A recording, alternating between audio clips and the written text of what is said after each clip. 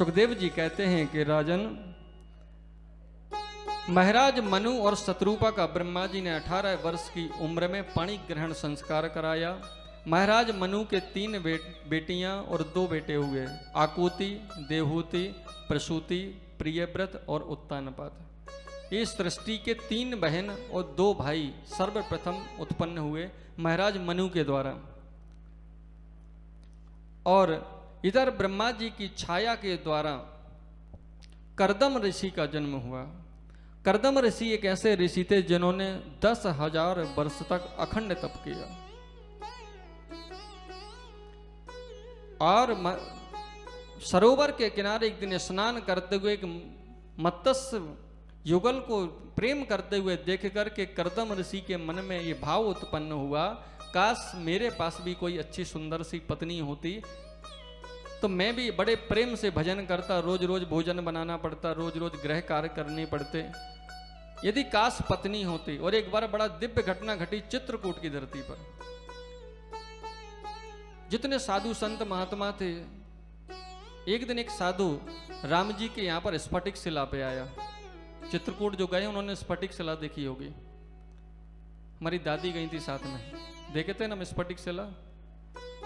वहीं पर एक दिन राम जी सीता जी के साथ में बैठ करके और बड़े प्रेम से बात विचार कर रहे थे और राम जी सीता का श्रृंगार कर रहे थे। अब महाराज साधु ने वो दृश्य देख लिया, बोले काश मेरी भी पत्नी होती, मैं भी उसको इतना प्रेम करता, मैं भी उसका श्रृंगार करता और कितने मीठी मीठी बातें करती। और महाराज उधर लक्ष्मण जी को देखा तो बढ़िया संविदा ला करके रख दिए, सीता मैया ने पकवान बनाए सुंदर सुंदर और राम जी को ला करके निवेदित कर दिया। अब तो संत का मन और भर गया, महाराज एक ऐसा बेटा होता, वो संविदा लाता, पत्नी भोजन बनाती। और उसने अपने मन की बात जाकर के एक संत को कह दी। तो संत बोले तो बहुत बढ़िया उपाय है, राम जी अभी चित्रकूट में हैं, जिस शिला को ये पैर लगाते हैं, अहिल्या को पैर लगाया, स्त्री बन गई महाराज। तो बोले क्या करें? बोले ऐसा करो कि हम सब एक एक शिला लेकर के चलते हैं और राम जी किसे कह देंगे कि हर शिला में आप सिर्फ पैर स्पर्श करा दो महाराज, बस और कुछ नहीं करना आपने। तो सारे साधु संत महात्माओं ने क्या किया, एक एक बढ़िया से चित्रकूट के पर्वत से एक एक शिला अपने सर पे रखी और राम जी के सामने मानो पहाड़ लगा दिया। राम जी बोले अरे संतो क्या हो गया, आज बड़े प्रसन्न दिखाई दे रहे हो और इतनी बड़ी बड़ी शिलाएं कहाँ से उठाकर ला रहे हो, क्या काम है? बोले प्रभु कहने में तो बड़ी शर्म आती है, आप बताओ, पर क्या करूं, जीवन का समय है, कह ही देता हूं। तो कोई सब लोग तो पीछे हट रहे थे, एक साधु ने शर्माते हुए कहा, बोले प्रभु अब कह तो नहीं सकता, परंतु अब क्या करूं, कह ही देता हूं, बस कुछ नहीं करना है आपने, आप एक छोटा सा क्या करें, एक पैर अपना बस इस चट्टान में स्पर्श करा दें। भगवान बोले साधु तुम क्या चाहते हो? बोले प्रभु हम भी आपकी तरह चाहते हैं, बढ़िया सी सुंदर पत्नी हो, एक ऐसा बेटा हो, वो बढ़िया समिधा ला के दे, पत्नी भोजन बना के दे, मैं बढ़िया से भगवान का भजन करूं। भगवान बोले कि इनको पत्नी का मोह हो गया है, इनका मोह दूर करना पड़ेगा। अब भगवान ने एक उपाय सोचा, वहां से भगवान चित्रकूट से निकले और पंचवटी में आए और राम जी ने पंचवटी में सीता के द्वारा, रावण के द्वारा सीता का हरण करा दिया और राम जी वन वन जाकर के सीता को ढूंढने लगे। हे खग मृग ये मधुकर श्रेणी, तुम देखी सीता मृग नैनी।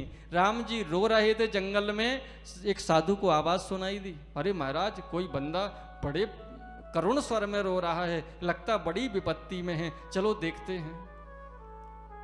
सारे साधु जो आए देखने के लिए, बोले महाराज ये तो वही है जिनसे हम कह रहे थे कि पैर लगा दो चट्टान में, ये खुद पत्नी के वियोग में इतना भयंकर रुदन कर रहे हैं महाराज, कहीं हम पत्नी ले आए हो, कोई उठा के ले गया तो हम भी ऐसे रोते घूमेंगे। सारे संतों ने अपनी अपनी चट्टान उठा के समुद्र में फेंक दी, महाराज हमको पत्नी नहीं चाहिए, कहीं हमारे साथ एक गफलत हो गई तो हम भी दर दर जाकर के भटकेंगे। तो श्री सुखदेव जी कहते हैं कि राजन, कर्दम ऋषि को भी मोह हो गया पत्नी का। ब्रह्मा जी ने कहा कि आज से तीसरे दिन महाराज मनु अपनी बेटी देहूति का पाणी ग्रहण संस्कार के लिए आपके पास में संबंध लेकर के आएंगे। आप चिंता नहीं करें, आपने तप किया है, आपका तप बेकार नहीं होगा। आप चिंता ना करें, आपको सुंदर सुयोग्य पत्नी की प्राप्ति होगी। श्री सुखदेव जी कहते हैं कि राजन, 3 दिन के बाद महाराज मनु अपनी बेटी देहूति और महारानी शत्रुपा के साथ में करदम ऋषि के आश्रम में पधारे। करदम ऋषि ने सोचा कि कन्या का परीक्षण लेना चाहिए, कन्या संस्कारी है या कुसंस्कारी है। बोले कैसे परीक्षण लें? तो महाराज करदम जी ने 3 आसन बिछाए। यदि कोई स्त्री पति के सामने या बराबरी से बैठ जाती है, श्री सुखदेव जी कहते हैं कि राजन, करदम ऋषि के दर पर जब महाराज मनु अपनी बेटी को लेकर के आए तो करदम ऋषि ने सोचा कि मुझे इसका परीक्षण करना चाहिए। 3 आसन बिछा दिए और पत्नी कभी सम्मुख होकर नहीं बैठती और पत्नी कभी बाजू में नहीं बैठती। पत्नी पति का सम्मान करती है, क्योंकि पति परमेश्वर होता है। क्या हम भगवान के बराबर हो सकते हैं? पति को परमेश्वर इसलिए कहा गया है क्योंकि जिस प्रकार एक भगवान सारे संसार का संचालन करता है, हमारे घर में जो पति होता है वो सारे परिवार का संचालन करता है और हर प्राणी की उसी प्रकार रक्षा करता है जैसे भगवान सारे संसार की रक्षा करते हैं।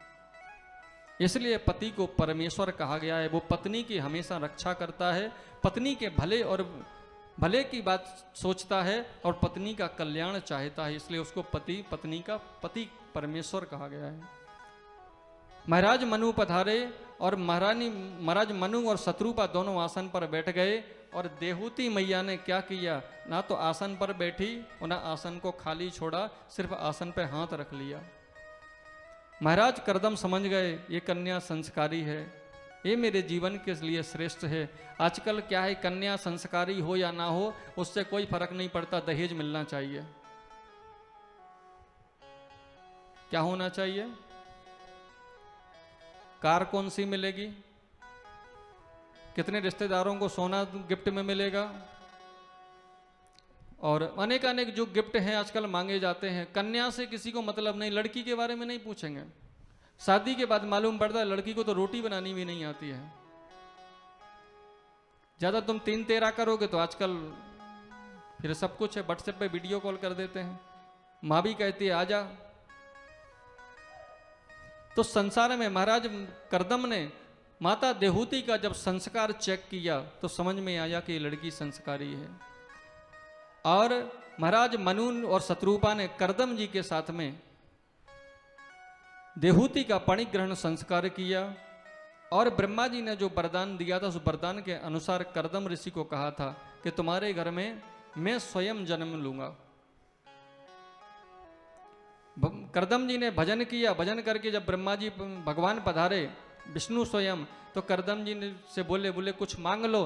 तो करदम जी बड़े मुस्कुराए, बोले प्रभु अब आपसे हम क्या मांगे। तो माताएं बड़ी चतुर होती हैं। क्या होती हैं? माता देहूति बोली कि कुछ नहीं मांगोगे, भगवान सामने खड़े हैं, कुछ तो मांग लो।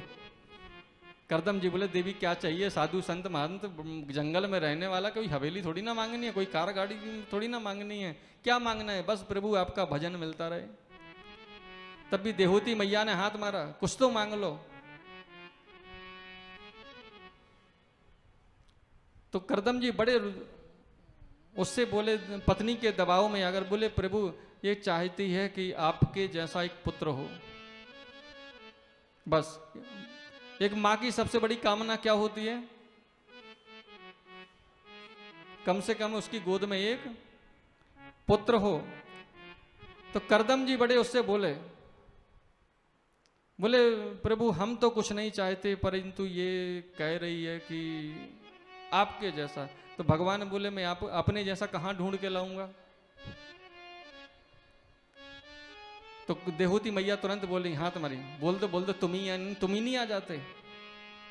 तो भगवान से बोले प्रभु आप देखो, आप समझो, हम तो आपके जैसा चाहते हैं। भगवान ने वरदान दिया आपके जैसा, मैं अपने जैसा तो कहीं ला नहीं सकता, परंतु मैं स्वयं जन्म ले सकता हूं। और भगवान ने आशीर्वाद दिया, हे करदम जी मैं स्वयं तुम्हारे घर में जन्म लूंगा।